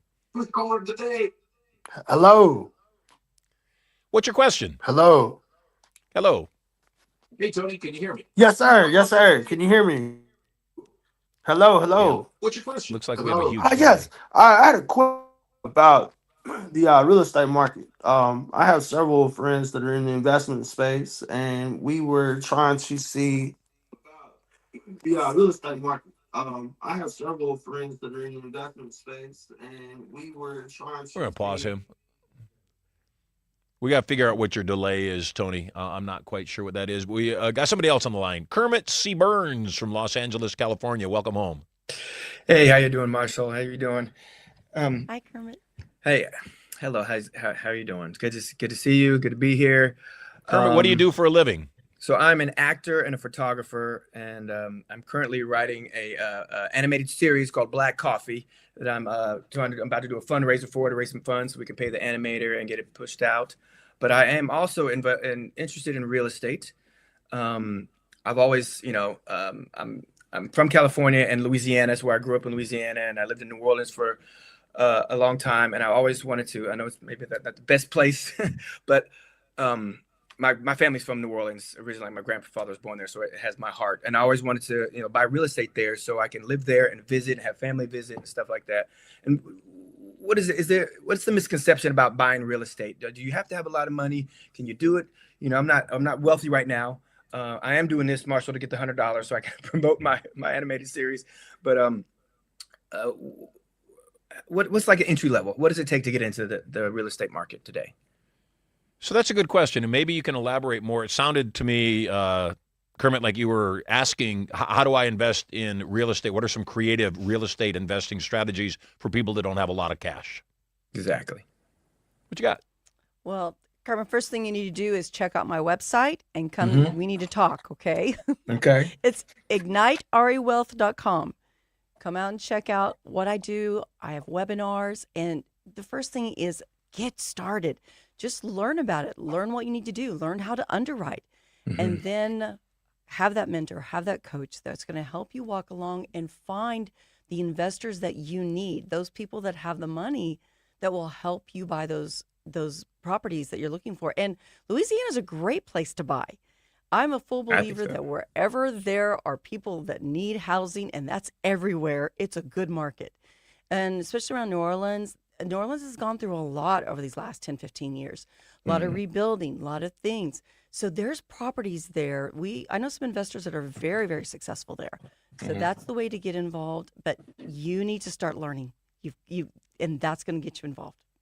And Sterling, because of how it splits up on the vertical screen, I would recommend that when we are asking questions, just go to either an ISO on her or me. I see. You're in LA. You are both an actor, an artist, a photographer, but also a screenwriter. It sounds like. Are you? Yes. Are you available to join us tomorrow at Turning Point? I don't. That might be a little hard for me to do it tomorrow. Okay. Yeah. Life's I hard. actually I got a car accident a couple weeks ago, and then so I'm without a vehicle for a short time, so I might not be able to get there physically. Well, you're $100 richer, so that's going to help a lot. Definitely. How long you been in LA? I've been out here 6 years. And how is it going in LA so far? LA is, I mean, so my family's from, my parents were born in Los Angeles, born and raised. So I have a lot of family out here, but, I came out here to get into film and television. And, I moved here in 2019. A year later, the pandemic hit. A year after that, they had the writer's strike, all that. So, I mean, in the LA economy is just crazy because, there's nothing being made here, right now. Yeah. Thank you, Governor Newsom. Yeah, they did just pass some incentives, like I think 780 million, which is helping. Just recently they enacted, but it's starting to pick back up a little bit, So I'm hopeful. And just good news, I just booked a role on a TV show. Just found out Friday. I don't know if you heard of The Pit with Noah Wiley. It just won some Golden Globes last night, so I'll be doing that Friday. So it's looking up. Hey, congratulations on that, man. Thank you. So obviously, how old are you? I'm in my 40s. So you're in LA, you're in your 40s, you're making a go of it as an actor. What's your primary source of revenue right now? My photography. Got it. And what kind of photography do you do? So I do portraits, do family portraits, headshots, stuff like that. I also do events, and I have a photo booth business that I run also. So good. And have you ever invested in real estate at all? I haven't. No, I've been interested in it, but I just haven't had the opportunity just as of yet. So Cynthia, what can somebody like Kermit do if he's got no money and he wants to invest in real estate? What are some structures of a deal that would make sense? Just purely owner financing or? Well, it's finding that deal, but it's finding the investor that has money that can come in and walk alongside. And then, Kermit, you would want to bring value for yourself by learning how to underwrite, learning how to manage this property, asset manage this property. And then you bring value to the deal. You don't need money to get into it because you're going to find that investor that's got that money to get into that deal for you. But then you need to show your value by being able to oversee your property managers, being able to put the books together at the end of the month. Those are the values you're going to bring to the table. What is a good split for a partner that I bring in? If you are new, like with Kermit, he would be new, probably 80-20, but then I would always put So 80 to the investor? 80 to the investor, 20% to you? And then I would put something in there, a stipulation that says once it gets to a certain return. Once they've gotten all their money back. Right, or once they get all their money back or it gets to a certain return, that we split it then differently. Maybe we do 65-35. And that way, you're still getting a piece of the pie. You're making money. You're making a return off no money that you put in that you can then put into another property and just keep building that infinite return. Gotcha. Was that helpful to you? Very helpful. Very helpful. Learned a lot. Well, you have 2 tickets to Turning Point. You should clear your calendar and join us in February. You also do have $100. Although I don't know that it's going to really help you a whole lot in your real estate investing career, I promise you it might.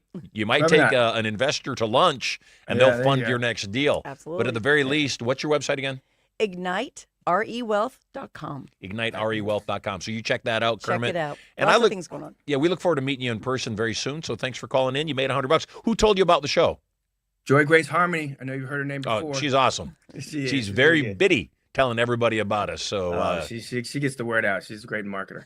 So she's a great soul. Yes. God bless. Take care, brother. Thank you.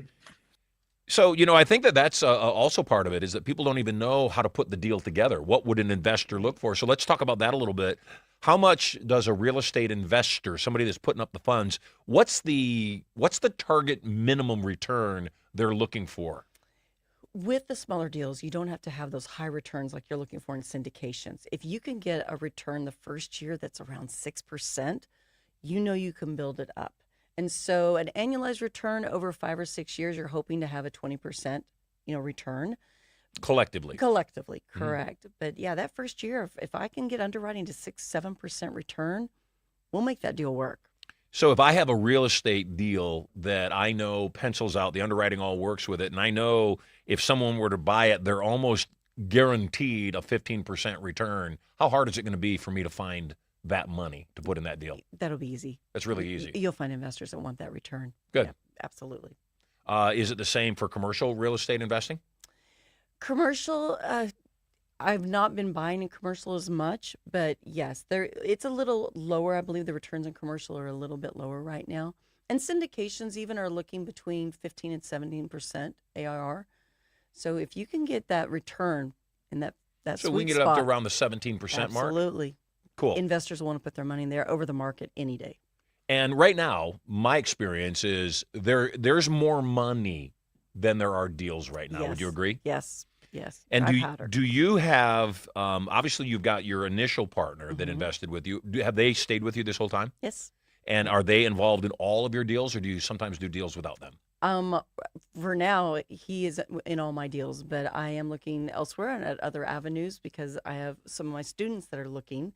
And so we are, there's a lot of networking that goes on. So I have people with money that are ready to put it into things. And do you ever partner up with your students? Yes, Your students I find a would. deal? Absolutely. I'd sponsor that deal for them. Good. Absolutely. Did we work out the technical bug with Tony? Awesome. Let's see if it works. Tony Montana. Hello, hello. Welcome. Good morning, You're good back. morning. How Now, you I got to doing, ask you a my friend? question. Is that your actual name, or did you steal that from Scarface? I am. I'm actually following a moniker from you, my friend. I think it was like a year ago. Why Remember, don't I you met you split that Turning screen, Point, Sterling? and you said you legally changed your name. I'm actually in the process of legally changing my name to Tony Montana. Yeah, but I came up with a new name. So I think it's gonna be the perfect caveat. Whatever it is, it's always discrimination because of my name. Well, why do they mess with you? It's my name. Why don't they like you? It's my name. What's your name? Tony Montana. No, really, what's your name? Tony Montana. yeah, but in due respect, if I was going to select a name, I might not select the name of the guy that killed everybody. And but everybody gets to choose their choices. Hey, so talk to us. Tell me, what do you do for a living right now? Like I'm actually semi-retired. I'm trying to get back into real estate investing. I was doing that before, and that's kind of the point of my question. What sort of percentages does it make as far as like trying to get an outside investor? Like what sort of rates? Because I know the rates have kind of gone up on that, and then I heard you discussing the credit cards and how they're capping the limits. That was another question. How do you go about and is it smart to go about ripping all the limits off your credit cards into cash and then investing it into a multifamily or a business? Does that make sense? Do you guys think? Or are you better just try to go get an investor? So I'm going to let Cynthia answer the question. But before I have her answer the question, obviously it comes down to how much you're paying on your credit card. What's the return going to be? If I can borrow money at 10% and get a 16% return, then yeah, I've got a 6% float there. Right. Right. But I think you were kind of asking a different question. You were asking what's the return an investor is looking for on their money. Have you done actually any real estate investing in the past? Yes. What have you invested in? What kind of properties?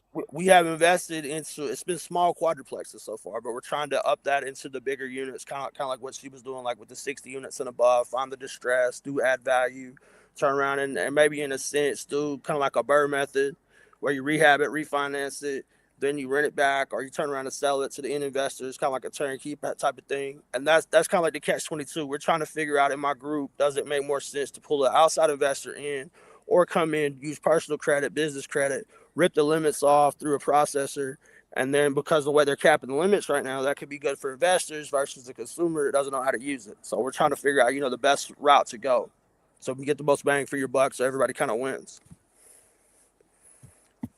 Go ahead. So Tony, let me ask you a question. So these units that you're looking at, about how many doors are you looking at? Right now we're looking at 50 to 100 in the smaller markets, because we're looking right now in Raleigh, North Carolina, and Birmingham, Alabama right now, and also kind of down in Florida, because I know a lot of retirees are kind of going down that way. So we're trying to kind of follow where the trends are going. Sure. So 50 to 100 units, if you're going to go the credit card route, that might be tough only because your raise might be $10 million. It's going to be tough to get credit cards for that. But it sounds like what you were wanting to do a little bit was kind of a little flipping with the multifamily. So if you had a 12 unit that you could come in and everybody could get those credit cards, rehab it, increase your rents, and flip it and be out of it in 1 to 2 years, that would probably work with that credit card model that you're talking about. So are you Otherwise, thinking- finding a So you live think on investor the will bigger probably be the best. ones, does it make more sense to try to go like a syndication type of route? Do you think? You'll almost have to go a Okay. syndication Okay. route once you get That's over that also kind of 50. what we were looking at. We didn't know. Right. Because there's a lot of very, very strict guidelines when you get up into that $1 million, 10 million, 12 million, which is what you're going to need to raise. So it's hard for 5 people to come up with $12 million unless you're Marshall Silver. Oh, yeah, But, of course. so you're going to need to have lots and lots of investors that are going to come in passively, because you also don't want 70 investors trying to all have a voice and run no. it. So you're going to want No. passive investors, right? No, because you're gonna have But your that- GP and then your LPs and like that. Right. Yep. I have not personally done it, but I have heard of other investors using those credit card models where you can get a zero interest for, 18 months, put your money on that. But that's going to be a quick turn. That's not going to be a long hold. Get it, flip it, get out of it. Turn and burn. Yes, ma'am. Awesome. Any other questions? No, that's it. I'm great to see your show, man. I love watching your show, man. It's awesome. How did you find out about me, Tony? You know how I found out about you? I went to Turning Point When were you at Turning Point? last year. Remember, I went under Jordan. Oh, yeah. Yeah, nice to see you. Yeah, you too. Yeah, we love Jordan and Amanda very much. Absolutely. I know Good he people. is the man. He is the man. I would agree. Well, you're welcome back at Turning Point anytime you like, and we have your info now, so lunch or dinner on me. Enjoy, brother. Woo! Thank you. Looking forward to it. The last one was awesome. So I'm going to say goodbye to my little friend. See you later. Well, Tony. and everything in it, my friend. I would agree with you. You mentioned earlier that one of the reasons you loved church was you just loved lifting people up. Yeah. And so it's a natural thing for you to go from church and leading the worship ministry to teaching people like you do now. Yeah. So this is a big question for you. I know the answer for me. I love performing. I love doing my show. When we were on the break, you said, I heard your show's coming back. Yeah, we're opening the show back up. Initially, it'll be probably once a month here at Studio Money. We are looking at another actual complex, and we'll perform every Friday and Saturday night once we move into our new buildings. The thing that I also know, though, is that as much as I love performing, there's no greater satisfaction in my life, at least, than in knowing that I helped somebody else and that their lives, like Tony or like any of the people that might, come to the seminars or come to your training events. Tell me, how does that work out for you? Obviously, the money that you're making now is good, but what about the satisfaction level of helping somebody make a breakthrough, like Kermit, who's not yet invested, Right. or somebody like Tony, who's an investor who's not done a lot but still wants to do more. What are your thoughts on that? My thoughts are, it moves me so deeply, and I'll get emotional talking about it because I've been there. I am nothing. I mean, I'm special, yes, but my life was just ordinary in a sense. And if I can do it, I just truly believe anybody else could do it. And I love building people up. And when my students come back, or when people that I talk to are saying, wow, that really helped me, or you're the first person that's explained it like that, or took the time, or called me back, or held my hand and cared about me, that's what feeds my soul. It's my purpose. I truly believe when God said, I need you to tell your story, it was just to help others, raise people up to believe that they can do anything. You don't have to stay in that job you hate. Anything is better. Anything is better than staying in a place of misery. Yeah. I don't care if you just, like I did, just go quit. I'm not telling anybody to quit their job today. I'm just saying, take the risk, because behind the risk is great things are waiting for you. You don't have to stay in misery. Everything you want is in a place you haven't looked. Exactly. Every fortune you're seeking is going to be made taking actions you haven't taken consistently, at least, or at all, probably, in the past. Yes. Kind of like you, saying to your pastor boss, I don't want to do this anymore. Yeah. I'm going to invest in real estate. It's scary. It's terrifying. Ah. I went through 8 jobs and 8 apartments in 2 years before I became a hypnotist. Yet the moment I became a hypnotist, the second I made a full-time commitment to that, I knew I was there. I knew that's how I was going to spend the rest of my life. What's the future for you? We're about to bring Michael or Marquez on in a second, but what's the future for you? What do you see in the next year, 5 years, 10 years? I want to grow my coaching program. I want to help other people find, because like you said earlier, the market the market's getting ready to explode. We've been waiting for this moment. Interest rates coming down. Yes. Credit Yes. way more accessible. Yes. Housing prices are so high. Yep. We know that people are going to be living in apartments. Apartments are the king. They're still building. Yep. And all these new ones that they build, that means they're going to leave all those older ones for me to go buy out. Yes. So, the market is thriving, and I want people. I hear so many stories, like we've talked about, of people being in unhappy jobs and lost and not knowing which direction to go. I have your direction. I just need you to come join me, and I will get you there. And that's the goal over the next year and a half. Good. I've helped so many people with content. You come Yes. to Turning Point. You are a seasoned real estate investor. You've done well. And my beauty and my belief is we teach what we most need to learn. Mm-hmm.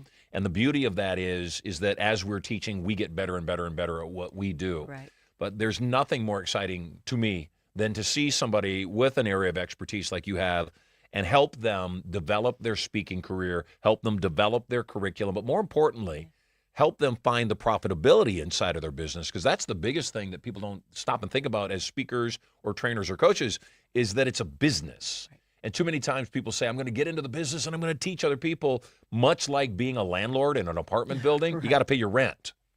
We do the show, we do this broadcast, and I don't charge anything for the broadcast. We pay people to teach them. But as you know, because you've invested a lot of money with me, the investment for my services and for my programs isn't cheap. Right. It's on the high end for sure. Except I also know that people commit with their wallets. And that's the thing, and I think that that's the bigger reason that people don't pull the trigger, is they don't fully commit. They want it, but they're afraid they're going to lose. And not making a decision is making a decision by default. Exactly. Yeah, it's making no decision. Right. It's making a decision for naught. And so, to anybody that's terrified about losing on a deal, what would you say to help them overcome that fear? First of all, there's always the potential that you're going to lose. And? Yes. Right. So you lose one. Okay. You overcome. Right. We problem solve. We figure it out. We do better. You're newly remarried, right? Yes. So you just got newly remarried. You were married before. Yes. You're a Christian. As Christians, we're taught, divorce isn't a great thing. Christ came to make it okay when people are hard-hearted or it's unbearable. Right. And I would agree with that. Somebody was giving me grief that I've been married 3 times, and I'm going, how many times are you supposed to be married till you figure it out? As many times as it takes. Yeah. And I think that's the same thing with real estate or any kind of investing or any kind of building businesses. You take a Henry Ford or an Elon Musk or anybody that's had massive success, and I promise you, they've had massive failure. Absolutely. I've lost more money than most people will ever make in their lifetime. And I said that correctly. I'm not stupid, yet I'm human. And whether you are Bill Gates or Tony Robbins or Richard Branson, you're going to do deals that aren't going to work. It's a fact. Some days your kids are going to love you, and some day your kids are going to despise you. Right. But it doesn't matter. It's still worth having kids. It's still, I've had bad meals and I still eat. Yeah. And so that's what I would say, too, to people that are afraid to pull the trigger on their first deal is you may lose. It's a fact. Oh, yeah. A couple that wants to get married, we're afraid we're going to divorce. Yes, you may divorce. It's a fact. Yes. But we do it anyway, don't we? Anything you learn, I don't care if you want to take up basketball. You want to learn how to play basketball. You're going to dribble off your toe some. You're going to miss some shots. You're going to not know how to, I'm going to miss most shots. Anything you do that is new to you, you're going to have some failures. And that's why when people on my students, when they're like, well, I'm afraid I'm going to fail. And yes, you probably will at something. I have totally overshot, over renovations and blew the CapEx budget, and then I had to fix it. Yep. And if you know what you're doing and you have the education, you have the support, you can get through any of that, because yes, you're going to dribble off your toe. It's going to happen. So I bring in a partner, and my partner is seeking to make a minimum of 6%. Mm-hmm. Ideally a little closer to 10% on their money. What's in it for me after I'm paying them out? What should I look for as a percentage of revenue from the deal once I've paid off my investor and the deal's all taking care of itself? What's a comfortable place? Or am I buying the asset just to hold on to the asset because none of my money's in it, the investor's money is all in it? And is that the strategy? Or is there a parameter, a range of dollar amounts that you're seeking to make on a deal before you even look at the deal? yes and, right? Because there are, because every deal is going to be different with the percentages that you'll receive, I will receive. If you're the investor and I'm, the person that's bringing you this deal. Mm-hmm. But what I'm going to be looking for is you're going to have monthly or quarterly distributions. Again, that's money that you're going to receive that just coming into the bank every time. But I'm also going to be looking to get my return, that's 6, 7, 10, 15% based off of my percentage that's in that deal too. And then if you refinance, which is the goal, we want to refinance within that 2-year period, you're looking to pull that money out for yourself. And that helps you have money to live on versus maybe an investor that doesn't necessarily need all that money to live on. For someone that was in my position, I was counting on that money to live on. So those returns are going to be in there. And then on the backside, when you sell, same thing, pay your investor back the money they've put in, and then everything else gets split. So you've got multiple options along the way to be bringing in money to livable money that you can survive on. Good. 877-SILVER1 is the number that you can call in and ask either myself or Cynthia questions. And our next caller, Michael Marquez.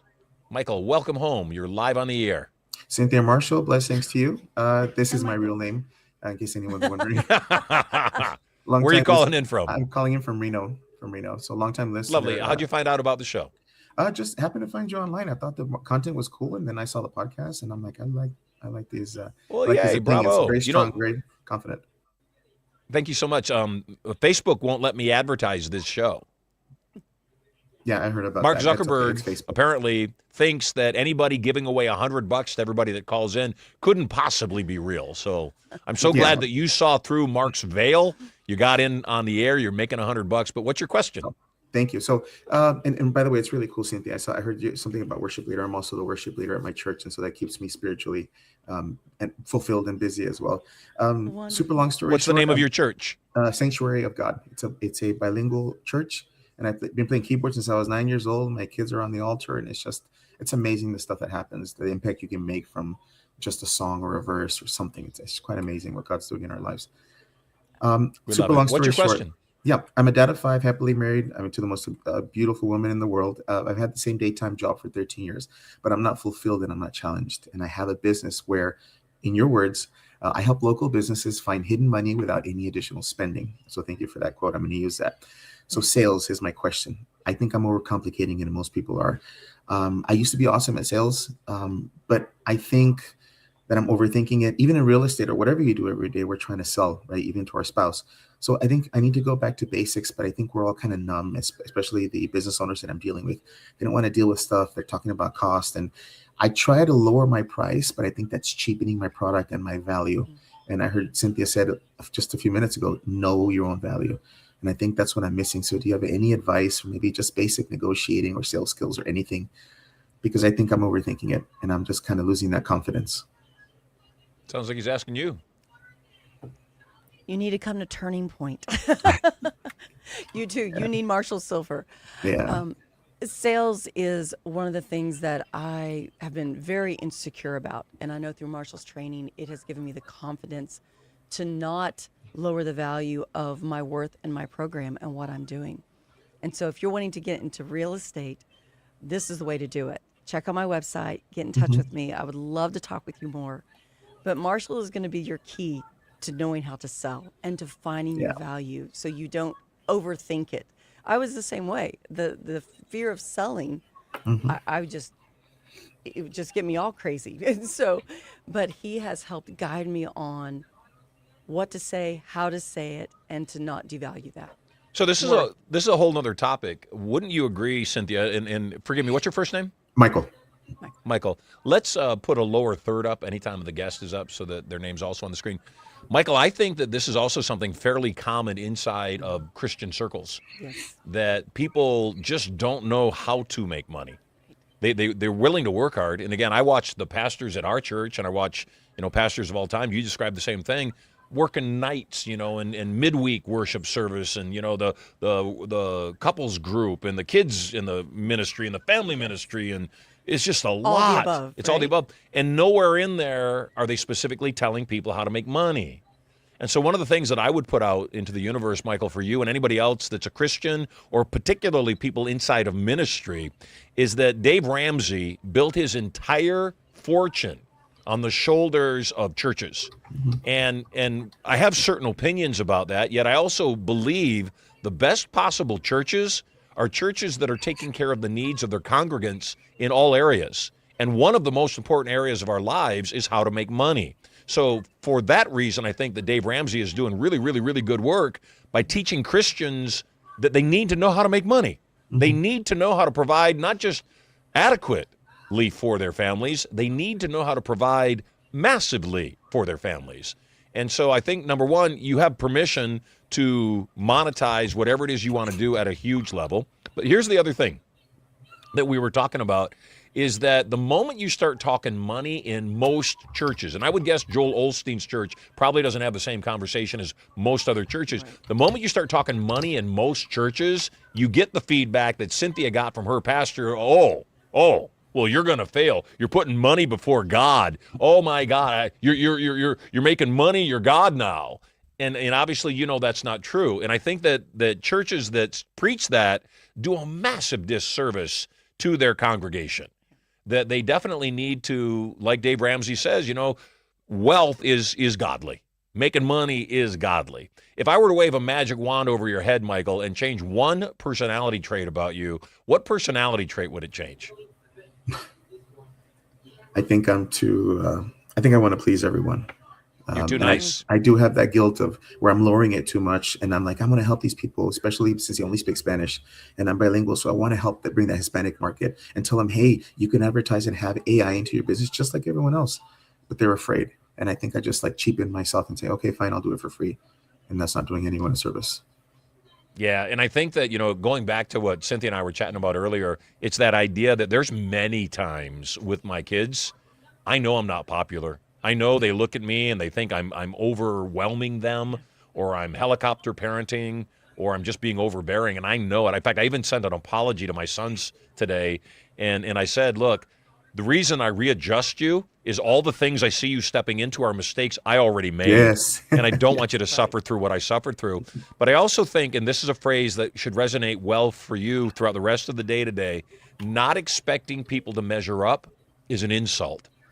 And the fact that you are bilingual instantly increases your ability to make money by the number of languages that you speak. So you have twice as much opportunity to make money. That said, number one. Number two, the Hispanic market in the United States is one of the most underserved markets in the country as it pertains to making money. That there aren't people that are specifically saying to the Hispanic or Spanish-speaking market, here's how you make money. And too many times, I believe culturally inside the Hispanic and specifically the Mexicana, the Mexican market, I think all too often the culture itself believes if I'll just work harder, then I'll get ahead. And anybody coming in with the message that says, no, we got to make you smarter. We got to actually let go of the culture that got you here. And I don't mean letting go of all of your roots. I mean letting go of the idea that the harder you work, the more money you'll make. And I think that not just in the Hispanic or Spanish-speaking Mexican market in particular is true, but I think it's also, again, true all through the Christian market. I agree. That you keep thinking, if I work harder, I'll finally, get the foundation built, that I'll finally be able to have the life that I want. And I think that, Michael, you're absolutely right, that you are too nice, and oftentimes that niceness that you want to have experienced as support is only being experienced as enabling.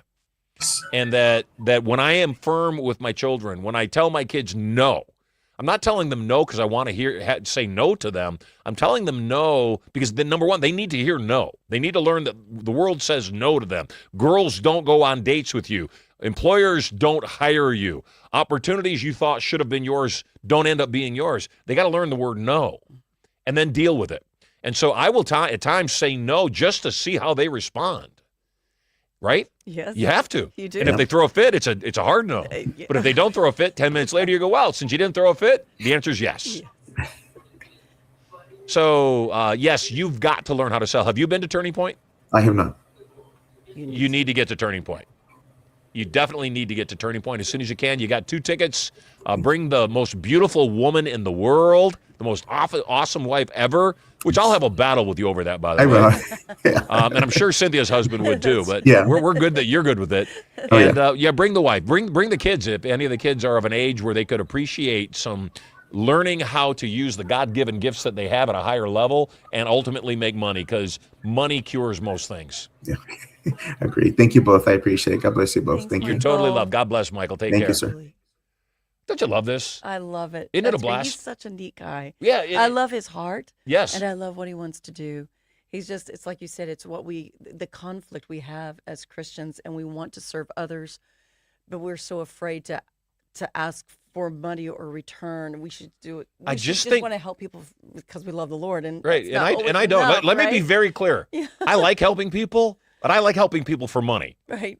And there's nothing wrong with that. It's not an No, either or right. world. It's an and world. It's an and world. Yes. So I think the most people are so hardwired to believe that if they're making money, they're somehow ungodly or it's against someone else.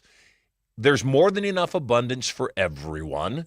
And that's what more than ever right now, I think Trump is working toward, is he's getting rid of all the fraud and the waste, because that's what's killing American citizens right now. It's killing American citizens because they, again, they just think they want to do the right thing. And I think, the Christian culture of the United States is a base of people that just want to do the right thing. We want to do our best to get new callers on as often as we can. So I know the caller that I'm seeing on the screen right now has been on before. If there's anybody else other than the caller that's on the screen, we'll take that one first. But I'm also very hip on taking this caller because I like chatting with this person. And she's a real estate investor. Oh, that's great. She lives right up the yeah, road that's from the me. reason I'm going to take her call. Yeah. She's right up the road from you. Right up She's the road also a from me. real estate investor. Yeah. And this woman she's remarkable. She's absolutely astounding. She's remarkable. She's also hasn't attended Inner Circle yet, so you can tell her all about your excitement about that. Yeah. She's registered and going to attend next month. Angela Young from Roanoke, Texas. Welcome. You are live on the air, and you are particularly loved. Welcome home, Angela. Yes, I am so excited about being on today. I had an opportunity to listen to Cynthia, and Can we put her on the screen? Nope. Can you see me? No, I'm only seeing the logo. Oh, okay. I'm not seeing us, and I'm not seeing you. So the video feed popped out of. It's looping. Okay, you can see everybody clear. Go ahead. Okay. Oh, perfect. Oh, perfect. Hi, Angela. I wanted to see your face. Yes. Beautiful. Yeah. Hi, Cynthia. So go ahead. Hi. Yes, I was excited about listening to the show today. I'm always excited, but especially today because you were talking about multifamily. And I'm actually moving into multifamily and commercial for 2026. So in the past, last year, I really focused on commercial properties, not commercial properties, single family properties. And I did long-term rentals. But based on my current experience, which is not much, so I would love to have a little bit of help on how I can define my buy box and a 90-day acquisition plan to get it under contract. I do have one contract that's in the works. It's for a smaller commercial property that's going through a foreclosure. And so we're trying to stop that. But any other thoughts? If you was coaching me personally, what would my 90-day plan look like? Absolutely, Angela. So on multifamily, are you thinking about staying in those? Because you mentioned commercial. Are you thinking about like the 12-door, 16-door, 20-door? Are you looking to buy in that buy box? Yeah, so currently the commercial property that we're trying to stop from going to foreclosure is 6 offices.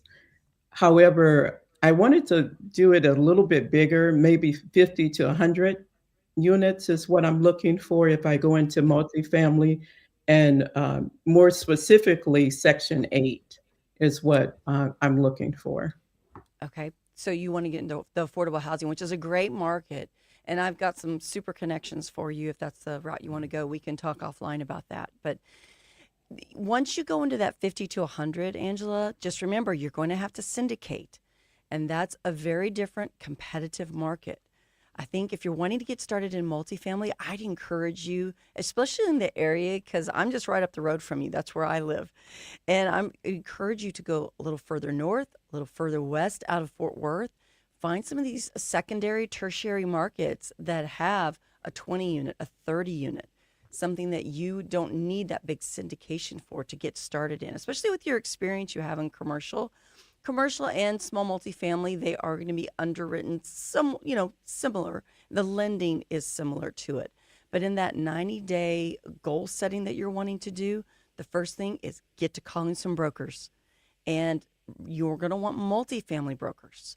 I know you're looking at commercial brokers, but they usually don't crisscross too much. So make sure you're talking to those brokers, getting some calls, putting some offers in, getting your underwriting done. And that'll get you going for that first 90 days. Awesome. Thank you so much. You're welcome. Do you know what markets you want to look in? Are you looking in the Texas market? I am. So Houston, Dallas, and maybe Austin and San Antonio. Okay. Are Now, where Angela, like we've talked about, you heard me talk about today, those are great, big, large markets. Don't buy in them. Houston, their zoning is a little unpredictable. Austin, same thing. It's overpriced. You've got to get out of those big markets, get into those suburbs, get into those secondary, tertiary markets. And as you know, in Texas, all those big cities, they kind of blend into each other when you start getting out there. So go to those smaller towns that are 100,000, 200,000 people. Start looking there. Okay. Awesome. Thank you. You'll find it more manageable. I promise. I'll also add, Angela, that I've gotten to meet most of your family, or at least many of your family members on this show, and that's been great. And you keep doing what you're doing. Your networking skills are solid. Your support skills and community skills are first class. Keep doing it. But while I have Angela on the air, I wanted to, maybe you'll address this with her still here. How do I find a deal? What are some strategies I can use to even find a deal? Yeah, you got to get with these brokers and online, Googling AI. I use a lot of AI to find. So give us a prompt that you might use or that Angela might use to find a deal that she might want to invest in. You know, as a broker expert in this market, in this, B class, C class, find for me all properties that meet this criteria. Now, my prompt is really long, but that's why you have me as your coach, because I've got all those long prompts for you. So let me ask you a question. Yeah. If Angela were to contact you Yes. and want to get that prompt, would you give her that prompt? Absolutely. So where should she go to get the prompt from? Come to igniterewealth.com. Come see me there, Angela. We'll get you that prompt. All right. Thank you so much. Yeah, it's on the screen for you there. But that's Yeah. the best way, getting to talk to those and get on all those online with Marcus Millichap, SVN, get in with everything. So they're sending you deals every day in your email box. And then go out there. Those deals may not always work, but you want to build relationships with your broker. That's who you want to take to lunch. That's who you want to talk to every week. Well, now you can take them to lunch. You have an extra That's right. $100. So Yes. congratulations. Thank you. You're welcome. Angela, Thanks, Angela. God bless. Are you coming to Turning Point this week? I can't make it this week, but I will be there either in Las Vegas or Carlsbad for the Inner Circle. So Awesome. Wonderful. Well, I look forward to seeing you at Inner Circle, and I also look forward to seeing some of your guests at Turning Point. You are loved. yes, take care. Take care. Bye. Good people. Hey, we got time for one more call. This has been so fast. This is 2 hours. I know, right? 2 hours. Nikki Hagan, Hello, how you guys New doing? Orleans. Nikki. Welcome home. Hi. What you got? Oh, I was calling in because I was listening into the show about getting into multifamily, Miss Cynthia, and I'm thinking about changing my field because I've been in nursing for the longest, and I really want to know how to underwrite and do all the things to do the the multifamily investment with real estate. I love it, Nikki. What type of nursing are you doing right now? Are you a travel nurse or are you working in a hospital? No, I'm not a travel nurse. I'm an LPN right now, but I'm in school to become an RN. Wonderful. Wonderful. Well, you've got to check out my website. Come check me out. I would love to help you get into multifamily. It's a Yes, great I way, know. I and wrote your especially website down and everything. I'm sorry to cut you off, but I ain't wrote your website down and everything, you know, and yeah, that's I'm ready to great. learn the Getting business. into it, just Right.